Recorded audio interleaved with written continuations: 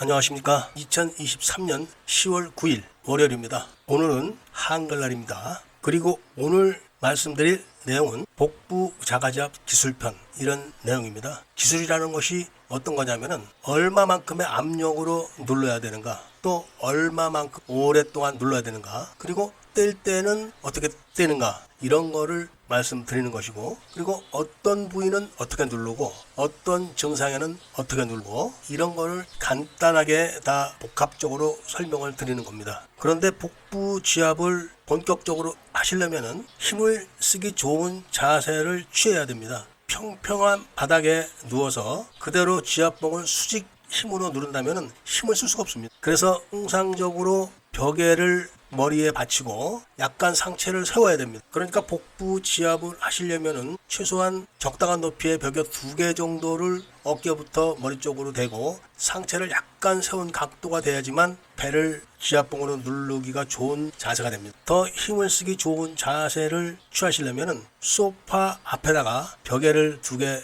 받치고, 그리고 거기다가 카펫이나 얇은 요를 깔고 소파 끝부분에 뒷머리를 대고 등에 벽에를 대고 골반을 바닥에 대면은 힘쓰기가 좋은 자세가 됩니다. 영상에 보시는 제 자세가 바로 그런 자세입니다. 그런 자세가 되다 보니까 배가 더 나와 보이는 겁니다. 그리고 나무 망치의 손잡이를 잡고 나무 망치 밑부분, 넓은 부분이죠. 그 넓은 부분이 보통 지압사들의 손바닥 크기 정도입니다. 힘을 쓰는 크기죠. 그 크기로 명치부터 치골까지 선을 그려가지고 중요한 부분, 그리고 통증이 있는 부분을 눌러주는 겁니다. 특히 명치는 심장의 모혈이면서도 간이나 비장, 위장, 쓸개 이런 데 문제가 생기게 되면 명치의 통증이 다르게 느껴집니다. 심지어는 명치가 단단해지는 느낌을 갖는 사람도 있을 것이고, 명치를 중심으로 좌우 갈비뼈가 갈라지는 쪽, 그 갈비뼈 약간 밑에 강한 통증이 있는 사람도 있습니다. 심지어는 명치 위에 갈비뼈가 좌우로 갈라지는 그 중간에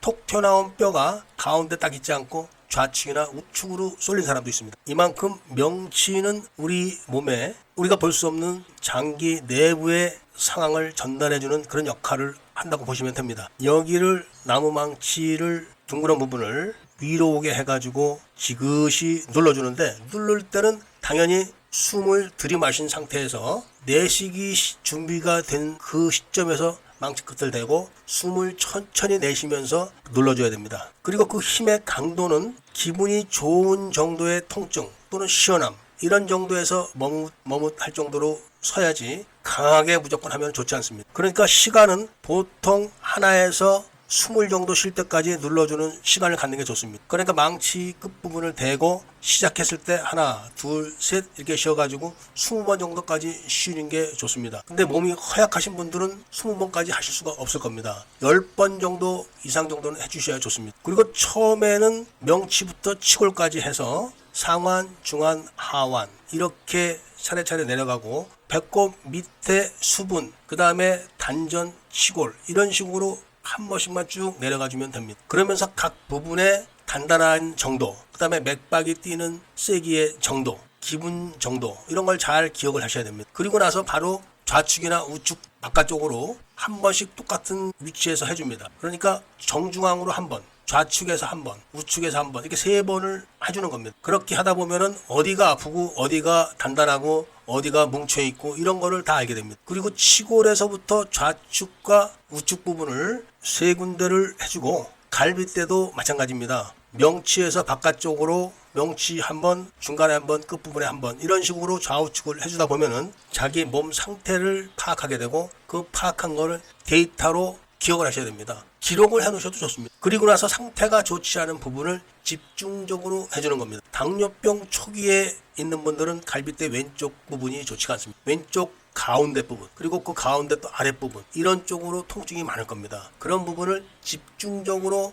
천천히 지긋한 압력으로 지그시 눌렀다가 뗄 때는 빨리 떼야 됩니다. 왜 그러냐면은 그런 데가 장기가 혈액순환이 잘 안 되고 있습니다. 그런 혈액순환 안 되는 거를 눌러서 혈액을 강제로 보내고 떼면서 강제로 또 혈액을 퍼뜨리게 하는 겁니다. 우리가 손바닥을 엄지손가락으로 꾹 눌렀다가 탁 뛰게 되면은 하얗게 됐던 부분이 빨갛게 피가 몰려오는 것을 볼 수가 있을 겁니다. 똑같은 이치입니다. 병들고 작용력이 약한 장기에다가 혈액을 강제적으로 순환시켜 줍니다. 그러면서 호흡을 길게 들이마신 상태에서 기다렸다가 호흡을 길게 내쉴 때 누르는 겁니다. 들이마실 때는 누르면 안 됩니다. 이게 어떤 작용을 하냐면은 바로 호흡을 길게 내쉬게 되면은 배를 누르고 있지만 등에 있는 해당 장기의 부교감 신경이 긴장된 것이 풀어집니다. 이게 바로 음을 눌러서 양을 치료한다는 원리고, 반대로 양을 눌러서 음을 치료한다는 그 원리를 말씀드리는 겁니다. 아무리